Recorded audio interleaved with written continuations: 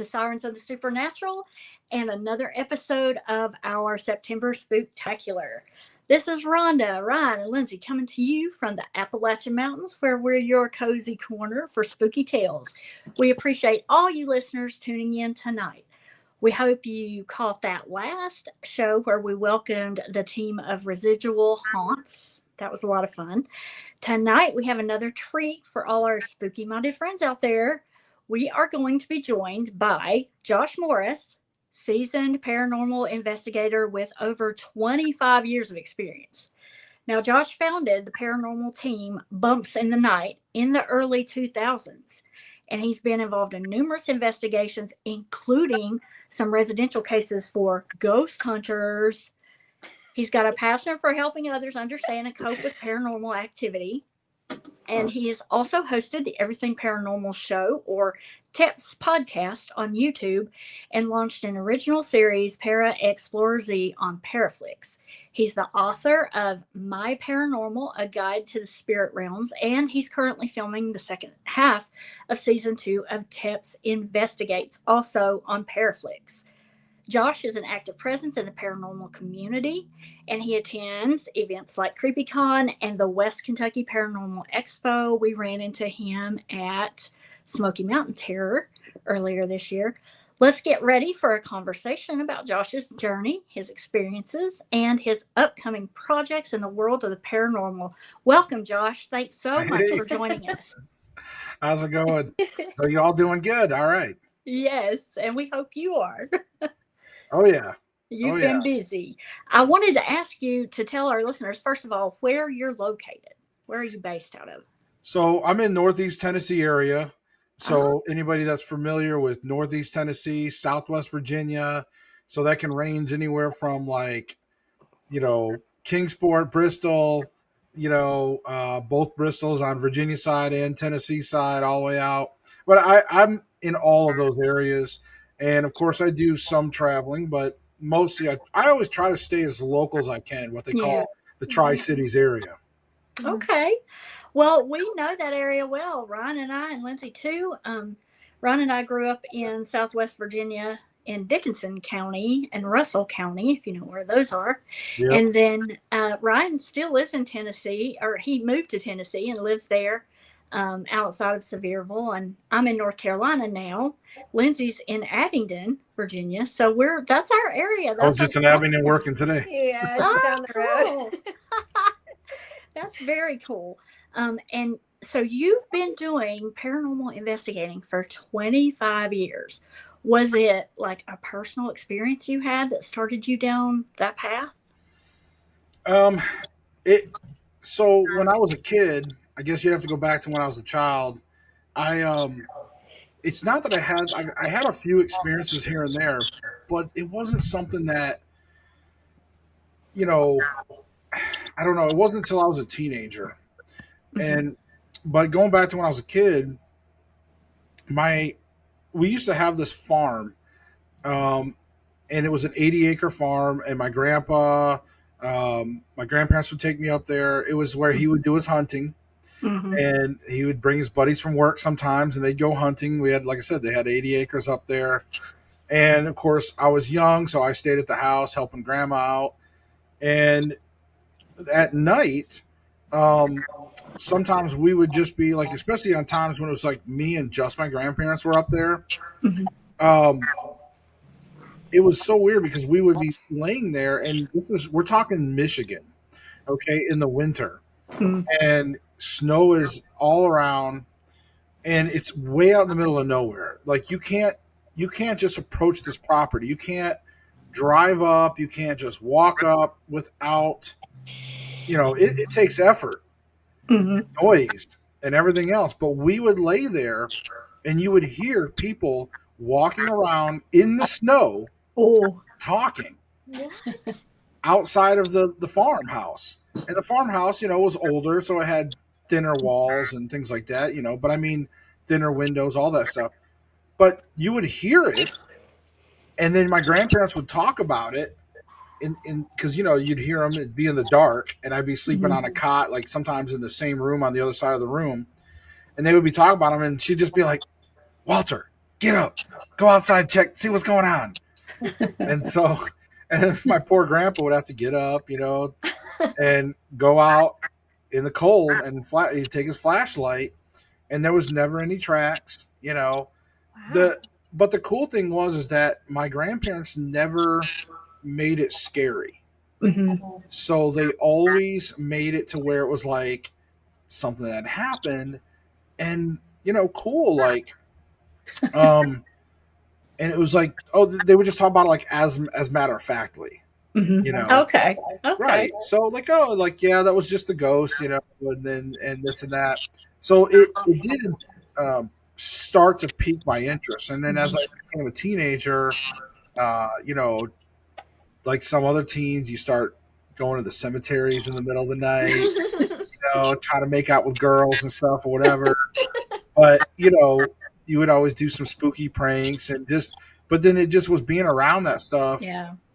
And then later on, as I got into the turn of the century, or the early 2000s, it was more becoming like, at that time I had read quite a few different books on research, Mm-hmm. stuff like that, and was a little knowledgeable. And then I was like, well, I wanted to start a team, and at that time I was married, Mm-hmm. and so the wife I was married to, we decided to form a team. We started buying equipment and called it Bumps in the Night, or Bitten for short, BITN.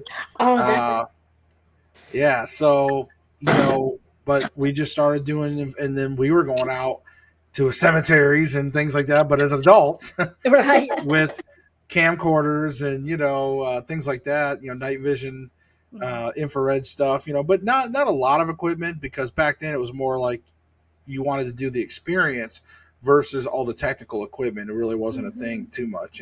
Right. Back then it was just more of like investigating and trying to find stuff and experience it.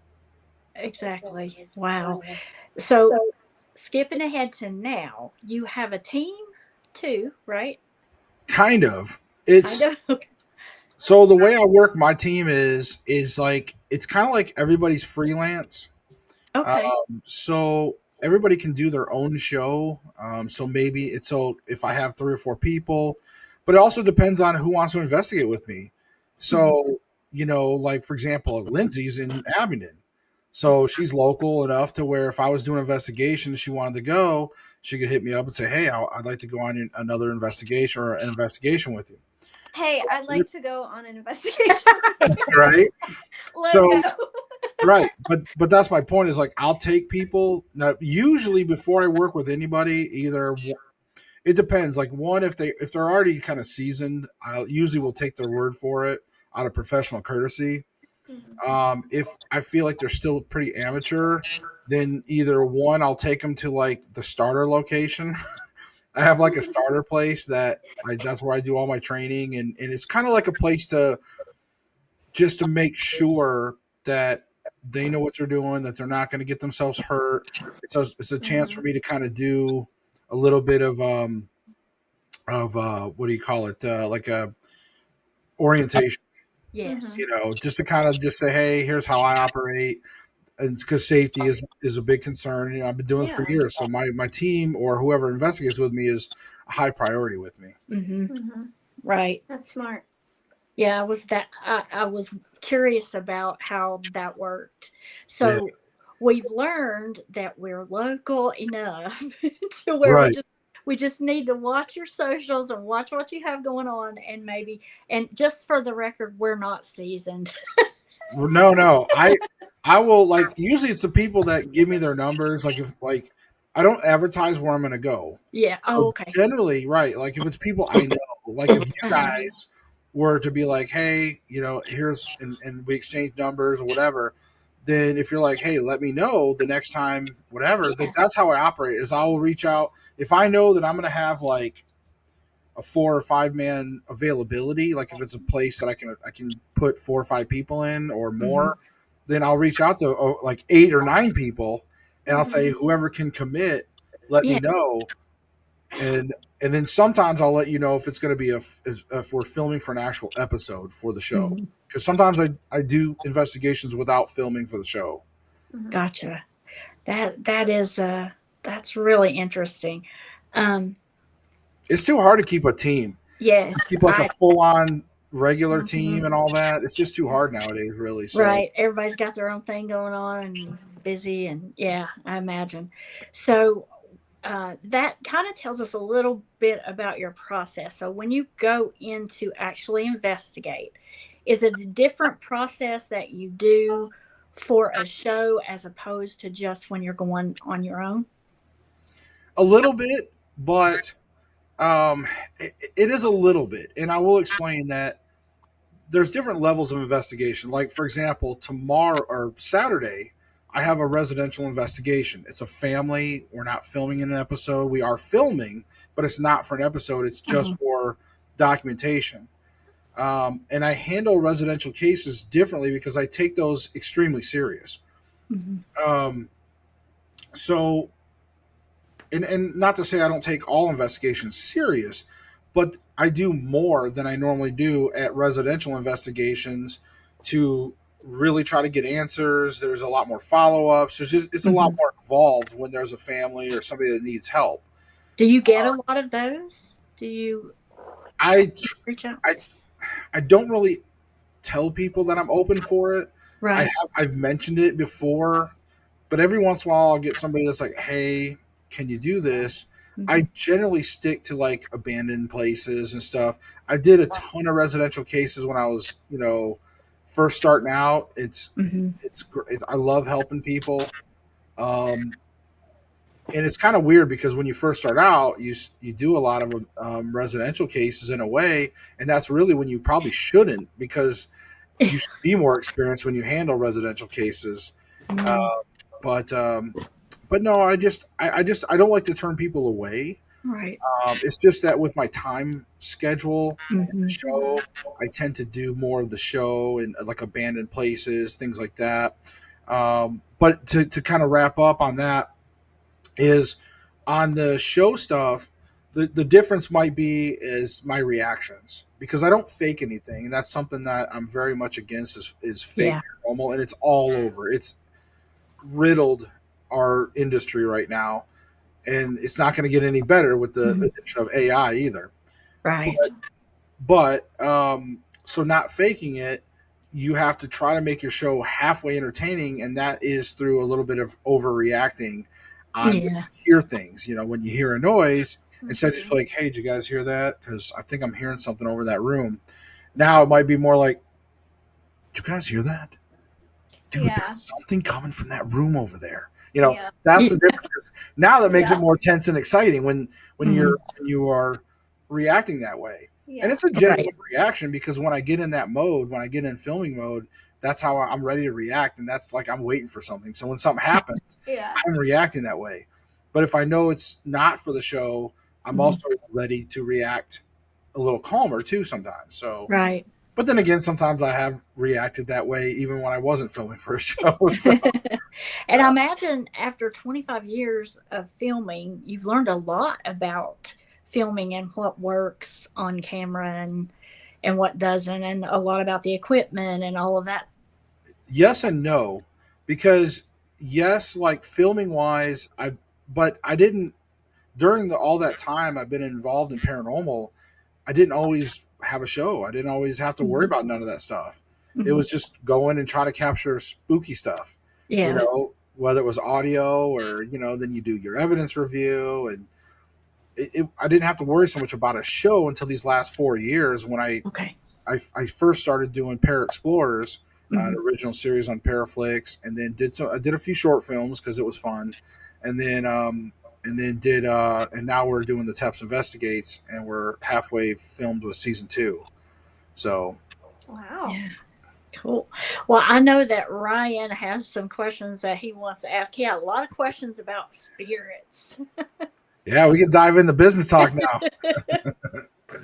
Well, like I said, we're not experienced by any means. Well, we've all had separate experiences and things and seen and been through and, felt things. But some of the first questions before we get into it, did as far as the family home, the 80 acres, did you find out it was any kind of like Civil War location, a burial ground, any kind of cemetery, anything like that that may cause that type of experience? Um, every location, I don't always do a deep dive into every location, just because sometimes there's a ton of history. Now, if a customer's just like, hey, I really would like to know the history of this house, but again, you get a lot of people that are renting houses, things like that. They don't necessarily care. They're more of interested in what is haunting me, Mhm. and then they want to know how to deal with it, whether it's residual or whether it's intelligent or something like that. And then how do they deal with it? So I tend to not always worry about that, but I do have some people on that will join the investigation. I have like one person that she's like a history buff. She's got a master's in history, so she loves to do that kind of stuff. So if you have somebody on the team that's a go getter or proactive, it's like, hey, go find out what you can. I'll do some basic research if it's like historic homes. So Mhm. if you get a historical home and or that the home's been around a very long time, Yeah. that's also generally when I will do even more research if it really if it needs it. But I don't go full on deep dive on every case. Right. And kind of to get back to where I was at, I was talking about the place that you grew up. Did you ever, when you got older, Oh, Oh, started researching, grandma's did house. you ever look back oh, and say, hey, was this part of that? Is kind of what I was getting at. yeah. I mean, I never really dove into the history of things, but I have a suspicion that looking back on it, and I don't have access to that property anymore, unfortunately, but um, I have a feeling it was probably Indian related as well, because there was that particular part of Michigan, and literally the lake right down the road is called Indian Lake. Very strong Indian presence in that area, Native American. Mhm. So probably stuff like that, plus being an old farmhouse from the early 30s and 40s, you're just going to get that kind of gravitation of history, Mhm. to that area. So, but it would be kind of neat. But I I can't remember if my grandparents actually told me some of the history on the place or not. But as far as the land goes, like I said, I would imagine it probably is going to default back to the Indians on that. Okay. And one more quick question, and before we get into it, you mentioned different levels of experiences during your research. How do you rate like kindergarten level investigation to like full on? You're ready to kind of college level. Oh. So, well, look, it's kind of like based on what's your goal, right?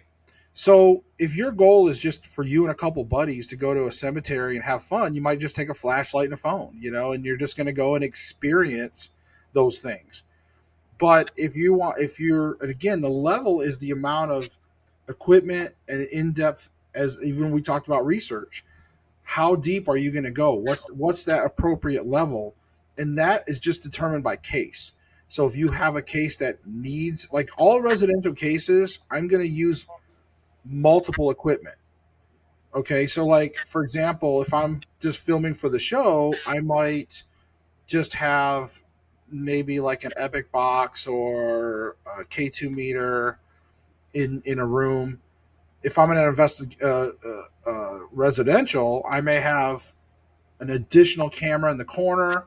I may have a REM pod. I may have a K2 meter. I may have the Epic box. I may have multiple devices, all so I can get cross validation, because Mhm. that's more important. For a show and you get one device going off, that's fun, you know.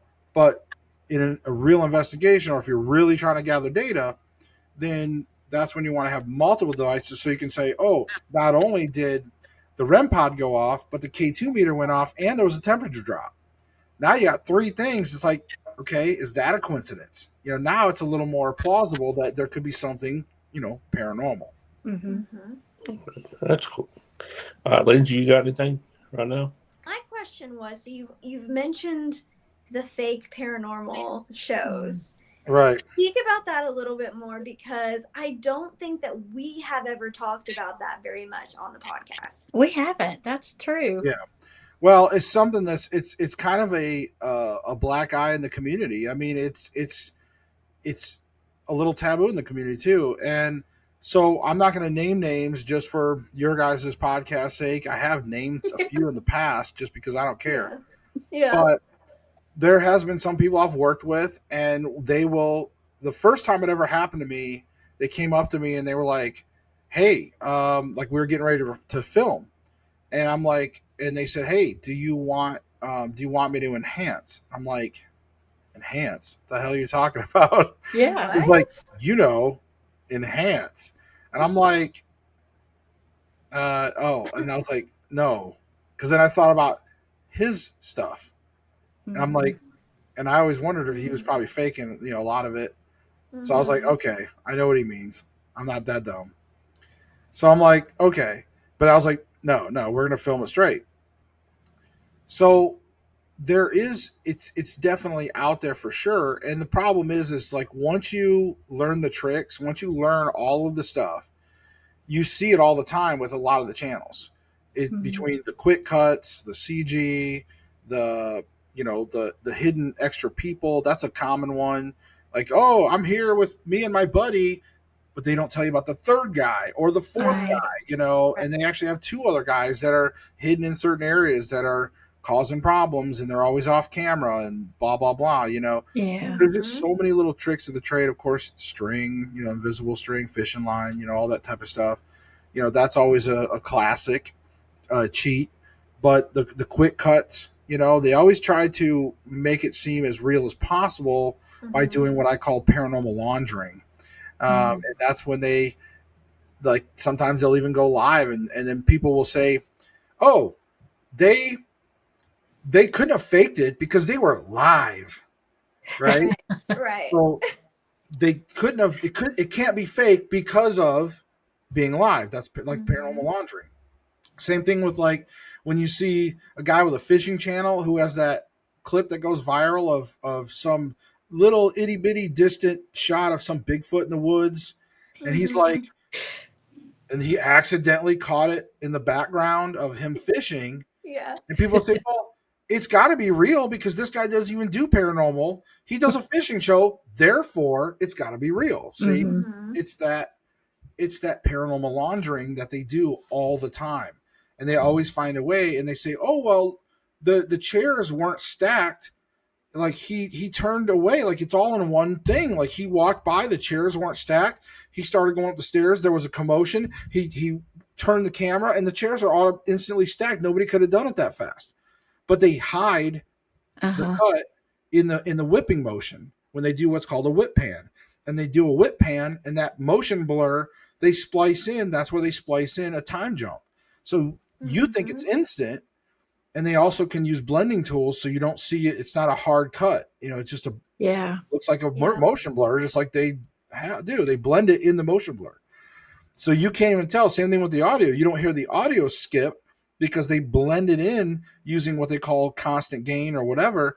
And it creates this cross point of audio. So it sounds like the audio is seamless, looks like the motion is seamless, but really it's not. And they could have easily been cut for 3 hours or something, stacking chairs and doing all kinds of crazy, going out smoking cigarettes, coming back, and then they just repeat the second part. Then they splice it in editing. So you see it all the time in the industry, and a lot of these, almost the higher the followers, the more they're faking. I hate to say it. Yeah. It's crazy, and they can get mad. They can say all they want. It don't bother me. I've been in the industry long enough. I know when they're doing this for entertainment, but they're just not outright saying it. They might say for entertainment purposes. I mean, hell, I put that in my stuff. I put entertainment purposes, but that's only because I know I'm dealing with a subject that is not black and white. So anyway, so that's some of the faking. I'm just not a fan of it. I don't. I got to have my morals. Else I could be bigger. I could be even bigger if I didn't have my morals. Well, I always wondered too, like, you see those shows on TV where they go to a different place every week and all this crazy stuff always happens, and they make it seem like it's all in one night. And surely, like, that can't all happen every single week, every single time. It doesn't happen hardly at all, to be honest with you. That's the problem. Not even spread out. Yeah, Yeah, but they've got to keep their viewers. Like, they've got to keep the TV channel happy. So then I'm sure they're like, well, we got to amp this up. We've got to add some stuff in here. I could see that becoming a huge, huge issue. Oh yeah, and it is, because it's all about money and views. Mm-hmm. It's all about views. These guys are sitting back making thousands of dollars a month now, and they get to go and do what we want to do. Like, what Yeah. I want to do is full time, investigate and tour and stuff. So, but I'm not willing to sacrifice my morality after all these years of being reputable. That's how I even started working with Paraflixx, because they knew I was reputable. So yeah, it's definitely something that I can't stand, but it's going to happen. I watch a lot of those shows still. I don't watch them all the time because I don't really watch a lot, but I watch them for their production values. They do really good. Because they get to sit around at home and make thousands of dollars. They can also sit around and have editors, or they can, even if they edit themselves, they've got a lot of time on their hands, where some of us has to go into work. Right. And then edit on part-time and not do as good. Yeah. And honestly too, with AI becoming so big, and I mean, we all know, like, the paranormal community has blown up in the past few years. I mean, you get on TikTok and there's a whole section of TikTok dedicated to ghosts and demons, and I saw this in my house. And now with AI, it's getting so easy to just add something in, and most people would never know that it's not real, Right. That's tricky too. I think there'll be a resurgence of live events, because it's going to be harder to fake some of the live events, but at the same time, you're just going to have that. It's I don't know if the paranormal industry is dead for social media or not. I don't know. We'll just all we can do is keep plugging away and keep trying to be authentic. I think people, as AI gets bigger and bigger, I think we are also going to see a subset of our culture that's going to say, you know what, we want genuine things. We want things that aren't AI. And so there'll be this counterculture that will happen at some point, where it'll be cool to actually want human things and not AI things. Yeah, I mean, and I think experience it. Yeah, I think we're headed that way now, because as you were talking and you're telling about all the tricks of the trade and things, so many people have become doubtful that maybe once were genuinely interested, in the paranormal and exploring the paranormal, but because of AI and, the fakers out there, they've gotten turned off. Right. And so we love that authenticity, because even when, Lindsay was at home as a teenager and the ghost, that's first, that was kind of the first of really early days of people being more interested in the paranormal. You'd see more shows about the paranormal and stuff. And, even then it was obvious that a lot of it was fake. I compare it to wrestling sometimes. Right. WWF, Yeah, but in wrestling, you kind of know for sure that it's entertainment. The problem with paranormal with these shows is that they're making it seem like this is something that anybody can just go out and grab a camera and experience. And then people go out and they say, oh, nothing happened, and blah, blah, blah. It's like, so, but yeah, it's, I did get a new camera though. I did get a new camera for the show. I had some good cameras. I had, like, this is one of my main ones here. This is a Canon 90D DSLR. That was kind of, I had that. I just happen to have some toys laying around. But that was inside this camera rig here. But now, I recently just got the new Canon XA60 right here. This is a 4K professional. That's nice. Yeah, that is nice. But I'm getting a dead light because this IR light's really cool. This one's really good. You can get on Amazon.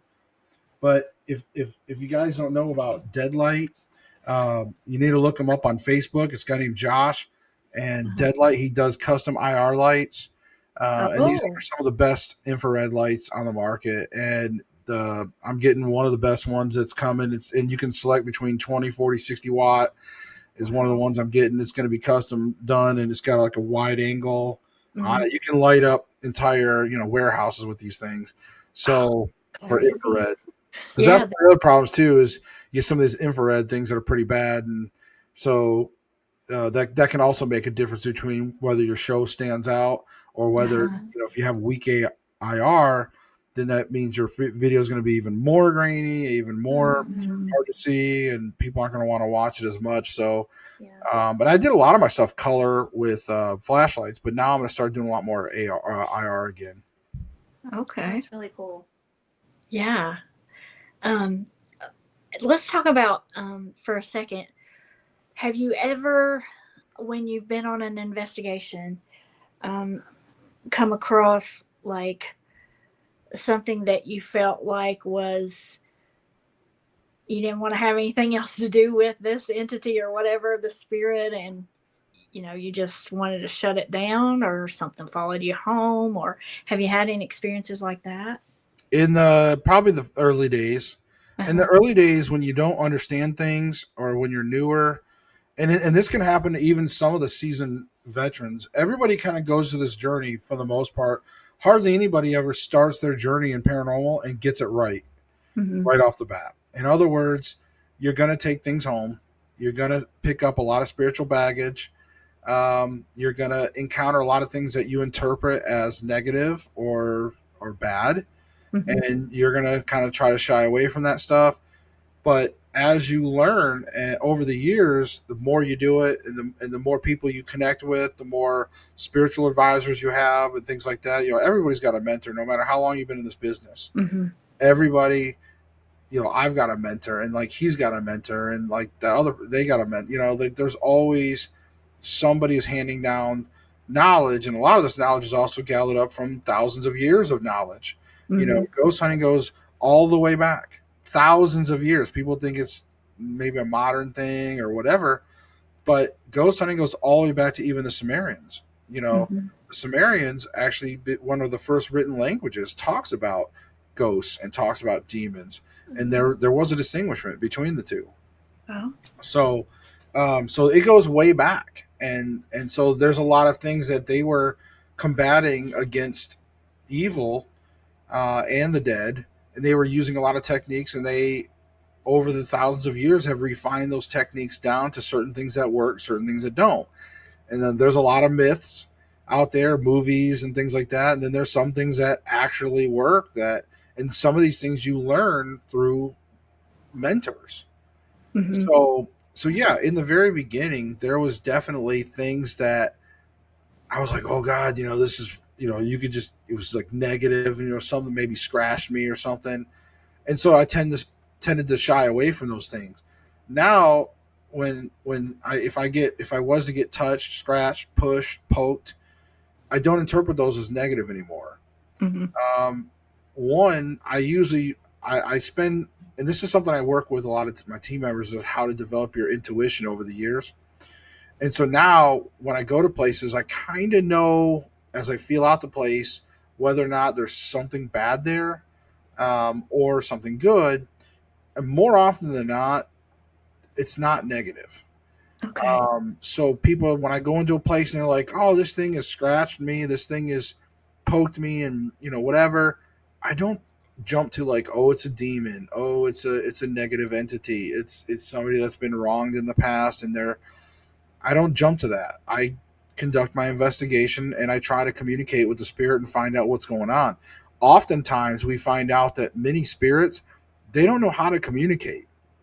They don't have a physical body anymore. They don't know how to operate, so they might figure out how to touch somebody, but it might result in scratching them. Does that make sense?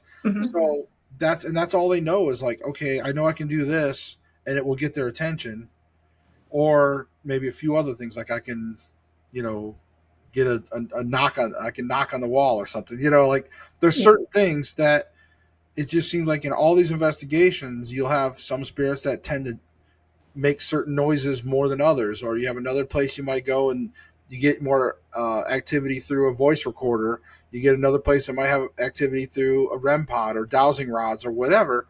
It just, whatever that spirit can learn how to do quickly, or their bag of tricks, right? So Yeah. that's why I don't always think that every time I go in a situation, just because you hear the client or the customer say, hey, something's poking me, whatever, biting me, whatever, it does not always mean it's bad. It's usually just trying to get your attention. Uh-huh. And that's all. They just want to be heard. That makes sense. I never thought about it like that. Yeah, me either. Yeah. And that's, again, I never thought about it in the many years up until even just recently. In the last few years, I've kind of had that epiphany of, why is it there's so many negative spirits, but yet they don't seem to be negative. And they're like, when you really dive into it, it was very confusing. I was getting a lot of mixed signals through investigation tools, but then like also getting poked and pushed at some places, but then having contradictory positive evidence at the same location. So it's like, why? And then the more I started thinking about it, it's like, well, and then I think it was somebody that had mentioned something to me about how, when you pass away, you no longer have that physical body, and now you're having to learn how to exist in a spiritual form. So you can't push, and almost like if the movie Ghost, if you remember way back in the movie, when the subway guy was trying to teach Patrick Swayze how to, it's like, no, you don't have, you don't have a physical body anymore. Same thing. So it really makes sense, and that's why when you get people poking you or whatever, hey, doesn't mean they're bad. So don't jump the gun. I always when I see teams and they jump the gun like that, they're just like, and they get all like crazy about maybe it's a demon and there's 3 scratches and the Holy Trinity and all this crap. Jeez. Like, anyways. So I'm hearing you say that it really does help to be open-minded and not just jump to conclusions, and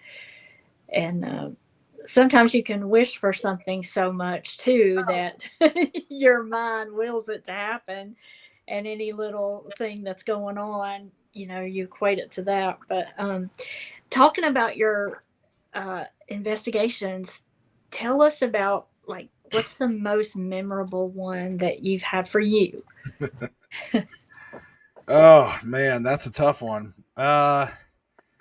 It is tough. I will say one thing that I do tend to bring up quite often, and that is the old hospital on College Hill in Williamson, West Virginia.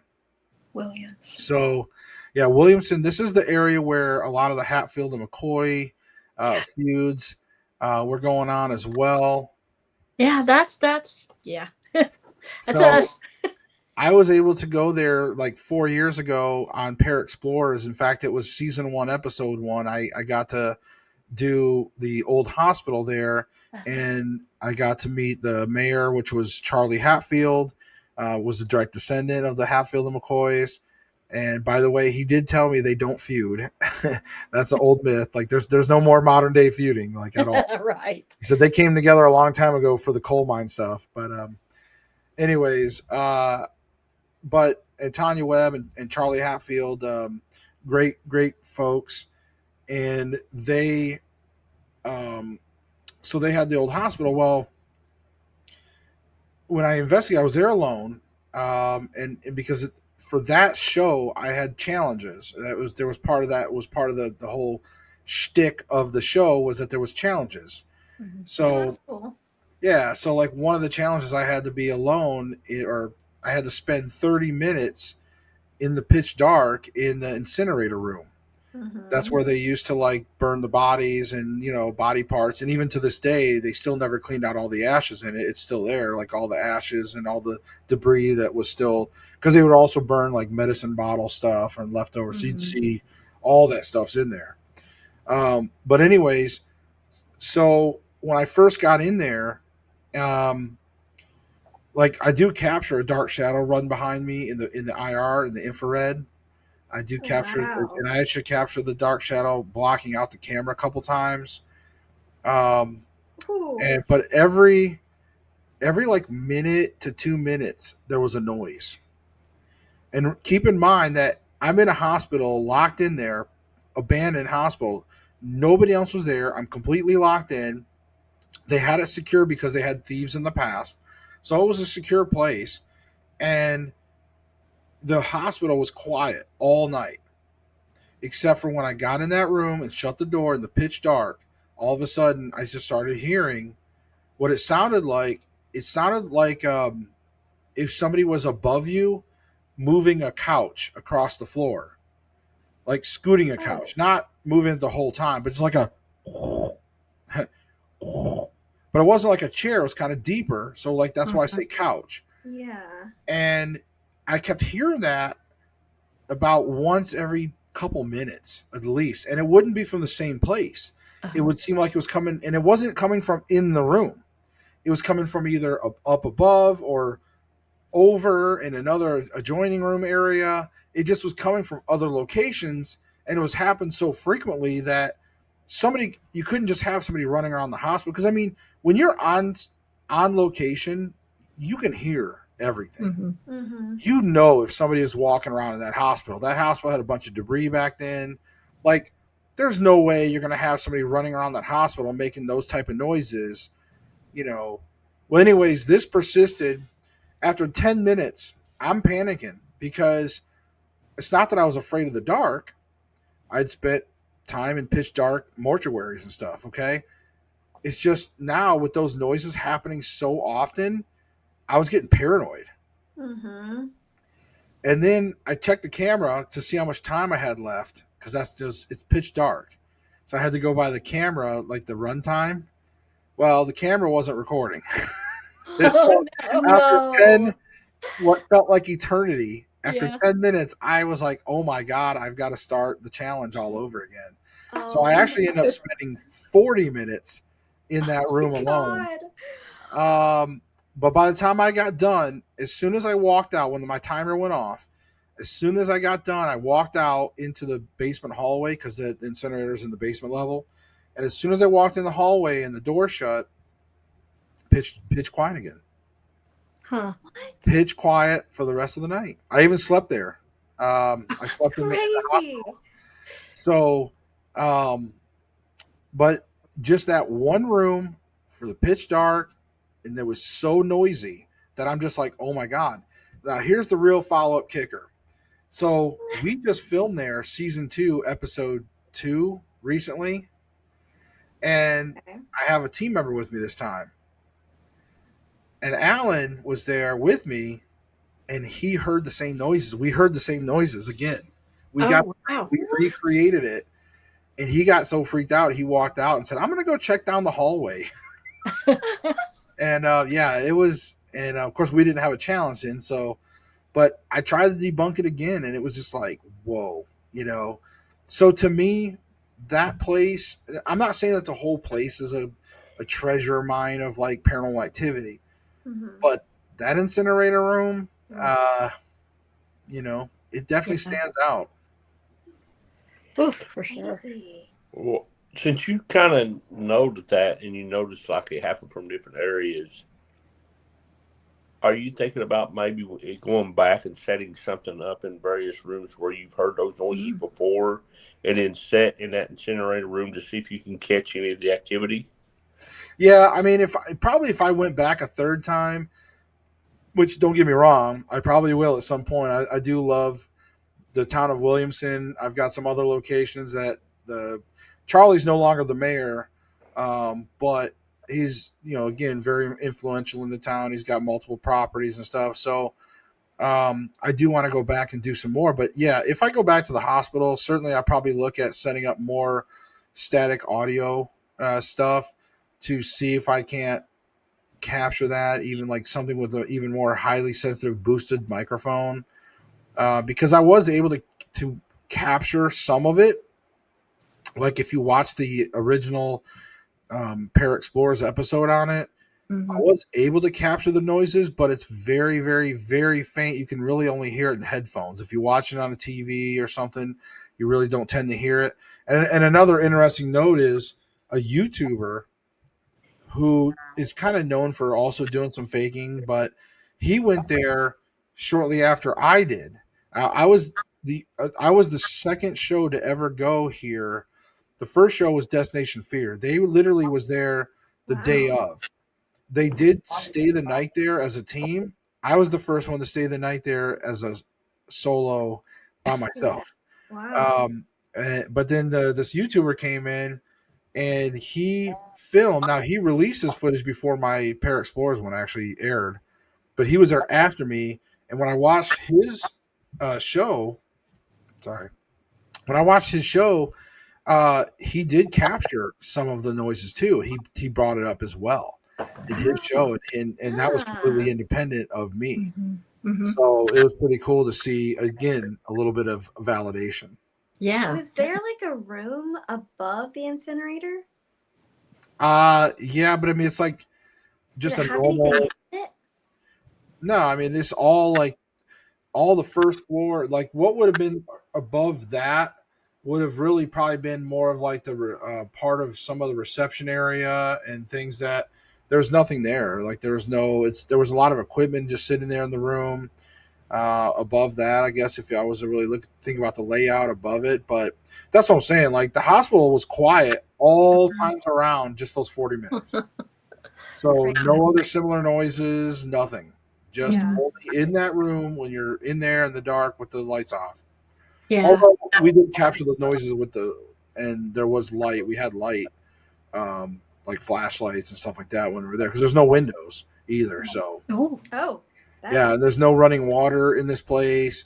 So you can't think of it like maybe it's some kind of water pipes or something. Right. There's no running water. In fact, they only have electricity to a small portion of the building. So, yeah, it's crazy, but I've had like I said, when you go through enough investigations over the years, there's just some things you just can't you just can't explain. You know, you try and you can't. So, but I will say the Nickerson Sneed House in Glade Springs. I don't know if you've ever been there. We have. We went there last October and spent the night and did some investigating. That place never has disappointed me. I've investigated it multiple times. I'm very good friends with Rhonda. And so that place there, I've investigated multiple times. In fact, it's season 1. It's the season finale for season 1 of Teps Investigates. And it was a 2-night investigation. And literally the first night we were going around and every bed upstairs, they have the different rooms. And every bed was just lighting up EMF. What? Pegging EMF. Like nothing under the beds, or like nothing electronic. We're like, what the hell? Yeah. Then the very next day, none of the beds were lighting up EMF. What? So tell me what the hell. And it's not like one bed. This was like all the beds. We documented it. It's in the finale. And we even had a REM pod hit on one of the, not like the round REM pod like you see in a lot of shows. I have that one. But this was like a smaller REM pod. It was kind of like a walkie-talkie almost. And I had never had any REM pod hits all season 1 on that. And then when I was in the pink room at the Nickerson Sneed, it was on the vanity, and I was like, hey, and I told the spirits, like, if you could walk up and touch that, it's like, brrr. We're like, oh, we captured it on film. God. And then we were trying to get it to do it again. I walked up and demonstrated, like, hey, just like this. I stepped back, and I'm like, if you could do it again, I was like, brrr, like, hit again. So we got it twice, 2 REM pod hits, and you got to be right up on that REM pod, too. Like, I demonstrate that. And we haven't had, and even then, I don't think we've had really any other major hits on that REM pod since. But yeah, the Nickerson Sneed is underrated. Like a lot more people need to go there. There's a lot of good stuff there. Yeah, definitely agree. And I stayed down in that basement, which was a temp morgue. I stayed in that basement in the pitch dark for like 10 minutes. Yeah, see, we went, but we didn't get to go down in the basement.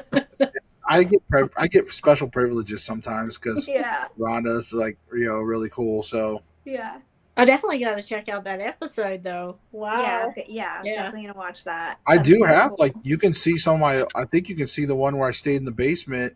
That one might be on YouTube. If you dig through my YouTube videos, I think that was before the series. So I also had a couple of investigations where I was there. I put them on YouTube. So Yeah. Now, I know you go, Josh, to a lot of the Paracons and things like that. Do you ever, like, we've seen you there with your, your booth and stuff. Do you do panels sometimes? Yeah. Yeah. In fact, next weekend I'll be headlining the West Kentucky Paracon Expo or Paranormal Expo, not Uh-huh. Paracon, but Paranormal Expo. And me and like Jimmy from Outlaw, we're going to be headlining it, and we're actually going to be doing. In fact, I'm doing multiple things. I'm going to be speaking at it, and then I'm also.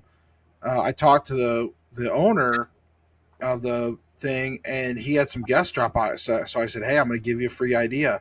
How about instead of like where those guest speakers were, instead of having holes in your day, why don't we do like a live spirit communication session in front of for people, Uh-huh. and then on another one we do like a Q&A panel. So I'm Cool. actually, and I'm going to host it. I told him I would host it because he doesn't know how to. So I said, look, I'll host it. Hmm. So just get some of your other guests. And so now we've been advertising that as well. So he came up with some really cool looking flyers and stuff, some thumbnails and stuff. So we got that advertised again. That's West Kentucky um, Paranormal Expo. It's in Mayfield, Okay. Kentucky. And so I'll be there, and then the following weekend, I'm going to be doing a 12-hour trip to Illinois Ooh. to Rock Island Esoteric Expo, Uh-huh. and Ooh. for the first time in like 4 years, I'll actually get to meet some of the top Paraflixx CEO and all that stuff. I get to meet Oh, cool. them, which I've been with Nice. them since the beginning. It's Yeah. just that we never met in person because they live in Texas, and but they've been making their rounds, and now we're finally going to be at the same expo together. So I get to actually meet them face to face.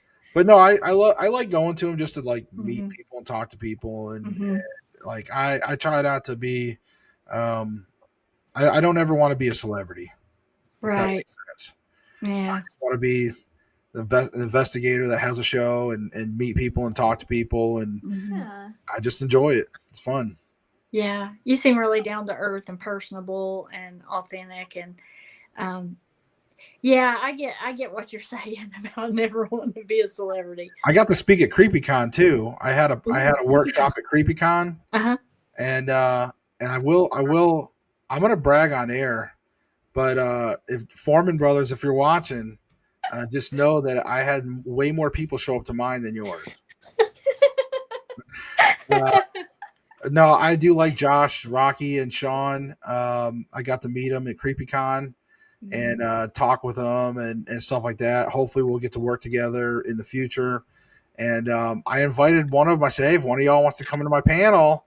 And so, but I went by their panel and they had like 5 people there. And then like mine had like 25 people. So I was like, You're like, yeah, yeah, yeah. because the Foreman Brothers are pretty big on YouTube, like with Uh-huh. followers. So, Yeah. Yeah. but no, we had a blast. It was a good time. And I just tease them.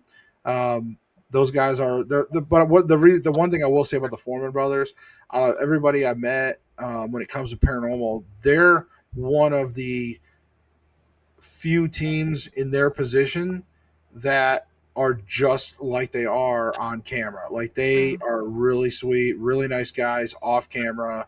Yeah. Like just I would say good wholesome guys. Mm-hmm. That's neat. Now I have to ask you too because I saw that the Mothman Festival starts tomorrow. Have you ever been to that? No, there's always a festival. There's always a con somewhere. It's hard to like debate where. Now I will be. Like I said, I'm going to be in West Kentucky, then the Illinois, and then I'll be local for the last 3 weekends of October, and I will be at the Bloody Fork, haunted stuff. So Ooh. if it's a haunted wooded area, Wow. and they have We a have to corn find that. maze, it's really big. They have a ton of people, and yeah, it's huge. It's over near the border of um, Virginia and Tennessee. It's over on off of Reedy Creek, right at the border. How have we not heard about this yet? How I have don't Yeah, we know. I'm not? typing it in right now. What? I'm yeah. typing it in right Bloody now. Fork haunt. They're all over Facebook. I know the We've owner, got Star, and her husband. They're Uh-huh. good people. They used to own the Damn Haunted Woods attraction, which I did. I did an episode as well there. I filmed there because there was an old like unmarked grave site that was moved from the building of the dam. Mhm. But they moved properties, and now they have the Bloody Fork haunt. And so I did an appearance last year there, and then this year I told them I would do the rest of October. Like I would do the last 3 Saturdays of October for them, and so I would show up, and I'll have my tent and table, and I'll do like I've got headshots now, which I didn't have at Smoky Mountain Terror when you guys met me, but I've got headshots now that I sign and stuff too for people, and I got new stickers. These I got them right here too. I love a sticker. Yeah, show I got new us. stickers. I Oh, love a that's sticker. Yeah, so I'll get to hand out stickers. Heck yeah. Now, will you do any kind of like Q&A or investigations or anything like that, or is that not kind of the location for that? For the Bloody Fork, or Yeah, no, that's just a meet and greet. just like a meet and greet festival. Yeah. Yeah. Yeah, we'll hang out, and I might maybe even bring some piece of equipment just to people kind of look and see. I also did some interviews for them last year, like when people came out, they came back and I had the camera set up like on a tripod and did like some interviews with people. That sounds fun. That's funny. Yeah. Yeah, maybe we'll make it down there or over there, up there, whatever. Yeah, just pick one of the weekends in October there, and plan to come down and check it out. It'll be fun. Yeah. Come see me because it'll be Saturday night. So make sure it's Saturday night. Saturday night. Okay. That sounds Yeah, right up our alley. Yeah, we're always looking for something good to do in October, especially. Yeah. Back in the day, of course, again, there's very few teams. Before the shows, it was weird. It was different. Times were different. Yeah. You could go to a lot of these abandoned places. They weren't really made into attractions. And so you could usually talk to the property owners and say, hey, can I, come out and film, do or investigate, whatever. And usually most of them were usually pretty good about it. They didn't they're like, yeah, just don't break anything, lock up or whatever. So it was kind of different times. Well, then when Ghost Hunters came out, they were the very first reality-based ghost hunting show, and in 2004. And so they immediately everything started blowing up, and it went from their show to at the peak. I think it was like 33 paranormal shows on cable TV. Wow. So I was even talking to Discovery Channel for a while there in the beginning, but anyways, as the Ghost Hunters blew up, as they were getting in like their second season and stuff, well, they were getting inundated with cases. Everybody was like, "Oh my god, I want these guys to come to my house." Yeah. So they had to start kind of outsourcing to screen some of those cases. And since my team was down in the Panhandle of Florida, so we covered all of from Central Florida, Southern Alabama, Southern Georgia, Louisiana, any cases that came in that whole southern region. I was actually in email contact with Donna LaCroix. So if anybody watched the show, she did end up coming on the show because they wanted a pretty blonde to go on the show. So they got her from the case management to being on the show. And of course she ended up leaving.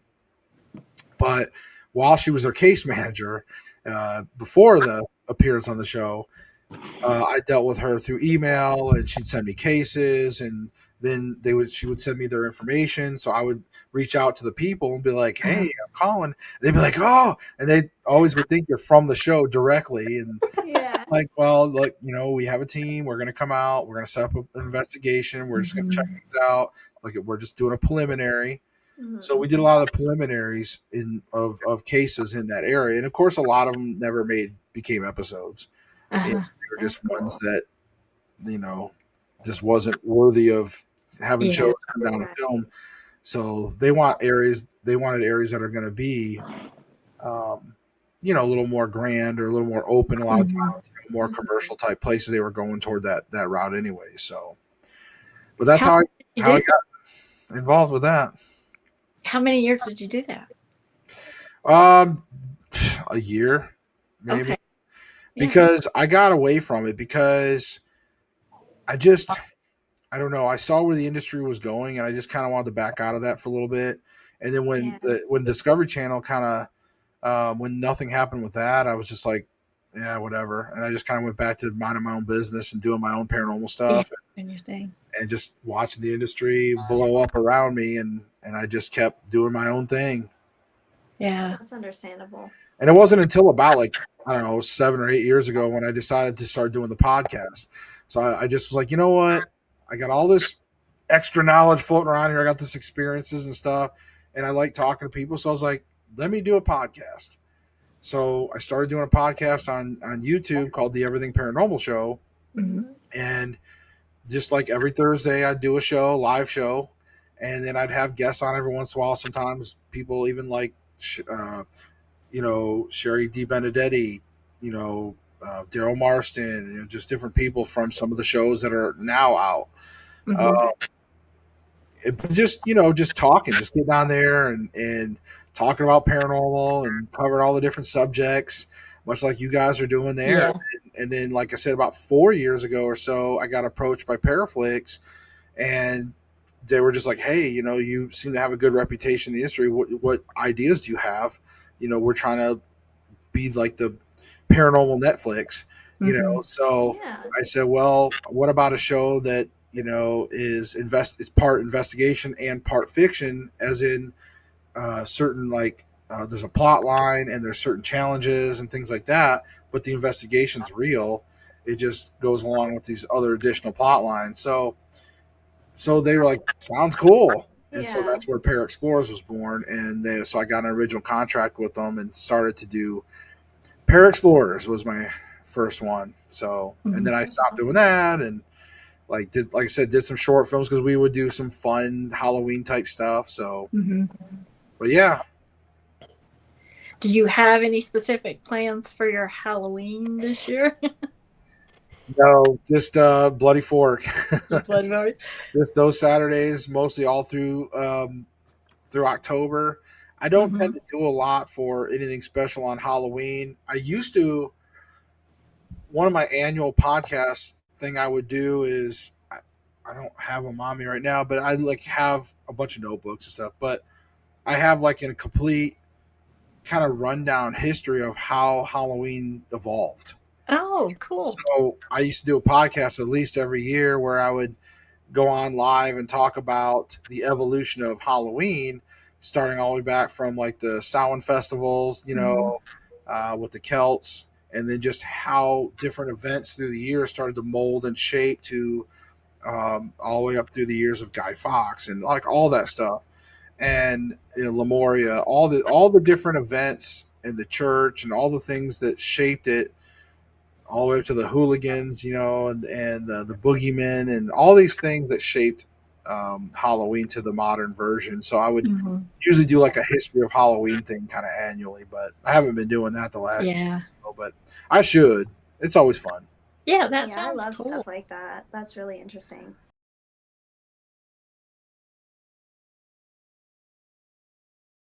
Just to kind of change subject back into something real quick that I think is important is advice to teams watching, to people watching, and that is my biggest advice is one is do not be prideful. Like don't sit there and think just because of like how many subscribers somebody has or whatever. Don't judge these people by subscribers because a lot of times the more that they have, the worse they are. They may not seem like it, but also, like I said, don't if you're an aspiring team and you're rising up the industry quickly, remember that there's always pitfalls that all people fall into along the way. So reach out to other veterans. Always reach out and talk. Keep in contact with other veterans. Get yourself some mentors. Because it's just going to help you. It's not going to admit that you're not a good investigator or whatever. It's going to make you a better investigator when you have a mentor, somebody that you can say, hey, what about this? Or what do you think about this? Or what is the best way to kind of cleanse yourself? Hey, what about this? What about that? A lot of these things. And that's because, again, that's how I ended up, like, when I was married and we had started that team. Next thing you know, after like the first year, our freaking apartment at the time was like haunted as shit. We were like, there was like ghosts, like, I mean, literally, like, we would be like in the master bedroom with the door locked or the door shut, and then the doorknob would be rattling like somebody's getting ready to come in. I'd have to get up because I'm the man of the house, right? And I got to go over and open the door like I'm going to whoop some butt, and nobody'd be there. It was upstairs in our apartment. And then so I'd shut the door, lock it, and then as soon as I turn around before I even get back in bed, the doorknob's rattling again, and Yeah. just our apartment was getting absolutely cooked by all kinds of spirits because we didn't know better back then. We just was out having fun, doing investigations. We didn't know about how to maintain yourself spiritually.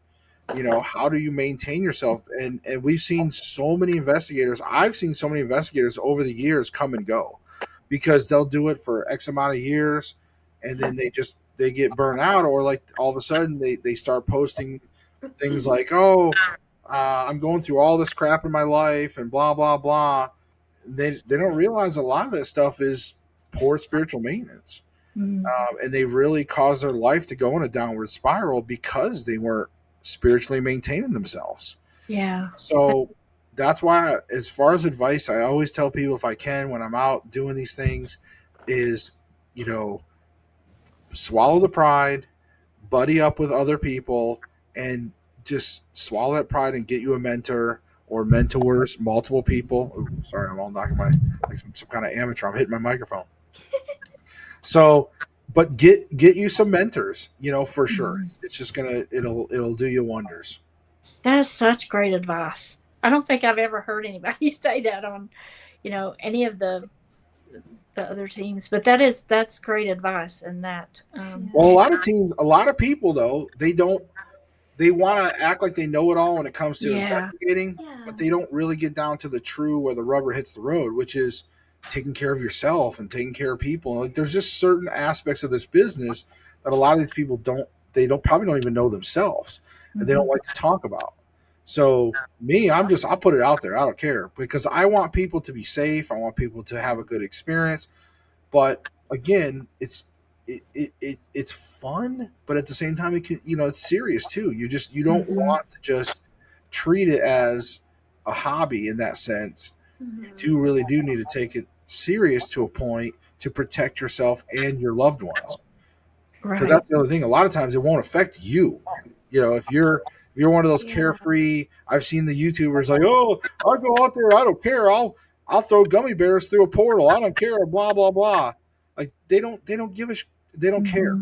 Yeah. But guess what? All that spiritual baggage and all that bad mojo, that's going to go on their family, not them. And all of a sudden, their family members are getting sick or dying or accidents or divorce and all this stuff, mental stress. Yeah. And where did that all probably come from? Spiritual baggage. Yeah. So, anyways, not to bring a downer on everything, but I just it's a very important subject that I really want people out there to understand, especially when they get into the paranormal field. Yeah, agreed. Well, speaking of mentors, how can our listeners find you? Where can they find you online, and tell us about how they can get in touch with you? Yeah, the biggest thing would be, you could go, probably the easiest is either Facebook or YouTube. YouTube, now I did change my YouTube from the Everything Paranormal Show to Teps Investigates. Okay. Just because that branding has been much bigger lately. Facebook still is still the Everything Paranormal Show, but you can also find me just as Josh Morris on Facebook with like the black and white image of me for my avatar. And then usually through like the YouTube and all that, there's also email of Everything Paranormal Show at gmail.com. So there's usually like email links, things like that. So sometimes people will Facebook message me, or like I said, they'll email me and just be like, hey, blah, blah, blah, here's this and that. Also, oh yeah, I better not bring that up. So yeah, I forgot, like I almost was gonna make an announcement on something, but I can't talk about it. Okay. I'm gonna be featured in a magazine, but I just can't tell which one. Oh. Yeah. So, but I can't bring that up yet. So Just stay tuned. just know it's people. out Stay there. tuned. Yeah. But yeah, but Dude, you can get a listen. hold of me through any of that stuff, and like I said, and I'm more than happy to try to help people as long as you're genuine, and you're not just there just to waste my time. I mean, Right. that's the biggest thing is like because I literally try to help whoever I can. So, and if you're too far away from my area to get to and help, I usually try to help coordinate and find somebody we can get a team out there and help you out. Good. That's good. Wow. Well, Lindsay, Ryan, do you have any other questions for Josh before we let him go? This has been really enlightening. Yeah, I don't. I know we're going to need a part 2 soon, I guess. We will. Yeah. And keep Hey, us in mind. There could definitely be a part 2 or more Yeah. because I mean, I like where we're going with this. I really like what you bring to the table. I like your personality. I like the knowledge and how you deliver it. I mean, that's awesome. And another thing that really stands out to me is, when I first started going to the Smoky Mountain Terrors and the Comic Cons and all that stuff, I didn't realize how big it was, right? But Yeah. then now I've been doing it for several years, and then Rhonda and Liz has been joining me. We've met a lot of the same people, like Jimmy, and you got Matt and Rhonda, and you got, several other people. We have Travis, and I mean, and a lot of you guys coordinate with each other because, like you said, you work with Jimmy, and you work with Rhonda and Matt, and I think that's really awesome that there's that connection, and it's almost like I can't really. Just don't say para-unity. No, I mean, I'm not a fan of that. There's a lot of knowledge around here, and there's a lot of stuff that goes on that wasn't common knowledge before. Yeah. Right. Like I said, I didn't understand. I was just like, I'll go. There'll be a few people dressed up like Freddy Krueger, and I had no idea about all the different, all the different people that's going to be there, and all the different, the meet and greets and the question and answers and stuff. I was like, wow, this is huge. Mm-hmm. And then we're hooked. We're just like hooked now. Oh yeah, and it really is. It really is it's a good community in a way. It just depends on who you come across. Again, there's a lot of egos. It's very tough to navigate because no matter as good as my intentions are always good with people, but again, there's just people that either take advantage of that sometimes or they just act like they know it and they've been and I don't know everything. But in this field, experience is a huge deal because I don't think there's any such thing as experts in this field. I think we're divided by experience. And if you've been around, you've done enough investigations, you've done this long enough, then you're a seasoned vet, and you know a lot of things. But there's also things too that you might be missing, and that's why I always tell people get a mentor because there's so much more. Just when you think you've learned so much over 20 years or 25 years or however long, all of a sudden now in the last 5 years, now I've been learning more about spirituality and more in-depth stuff and remote viewing and all these different things. There's so much more aspects to everything. That's why it's important that people don't just get tunnel vision and stay in one thing and then act like they know it and have this big ego and all that. That's why I love doing podcasts, talking to people, hanging out with people. I don't care. I want to share that's my goal is to share my knowledge and to help people. That's my mission in life now.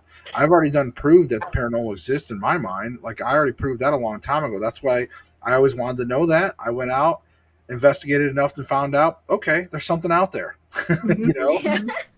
As far as that goes, I'll never probably know the rules until I'm dead.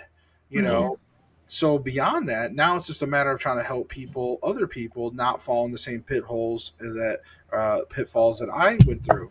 And so passing along knowledge, hey, make sure you're protecting yourself, or make sure that you're cleansing yourself and not bringing things home, and blah blah blah. Like all of those things, I teach to all of my teammates and all the people I work with. So That is so great. Keep us in mind, because I mean we're just starting out in this, and we're just podcasters. We don't do a lot of investigations because I mean we don't have the experience and we don't have a lot of that knowledge. We're just interested, well, plan it for a weekend. Come out. Super, yeah, We'll I'll take you to a place. So yeah, and Yeah, we're gonna have to. we're always learning too, and like you said, you're still learning and you're passing along your knowledge and experience, and that's great. I really like that.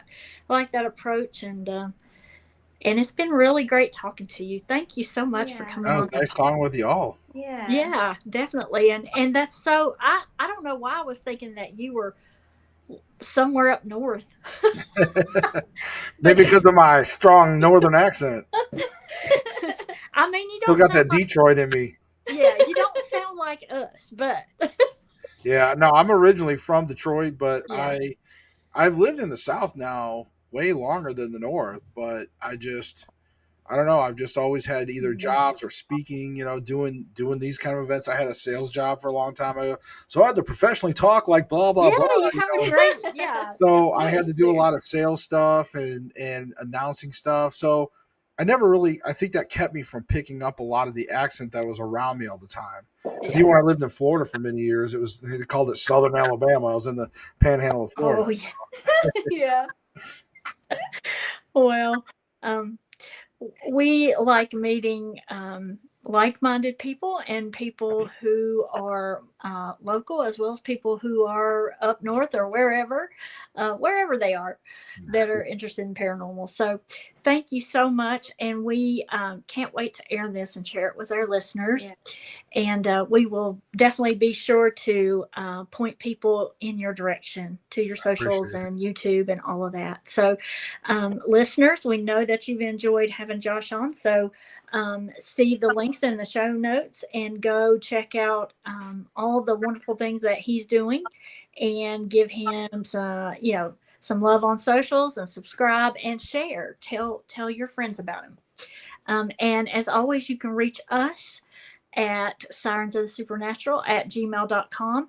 Right now, we've got our Creektober story contest going on. So if you have a spooky story that has been passed down to you, or something that's happened to you, or maybe you've written a fictional spooky story, share it with us. We're going to have a contest. We're going to give away some merch to the winner, and you may be a guest on the show. So follow our socials, send us your stories. You can find us at Sirens of the Supernatural on YouTube, Facebook, and Instagram, and on TikTok we're at Supernatural Sirens. And as always, we will leave you with stay spooky, everybody. Thank you, Josh. Bye, Ryan. Bye, Lindsay. Bye. Bye. Thank you, Josh.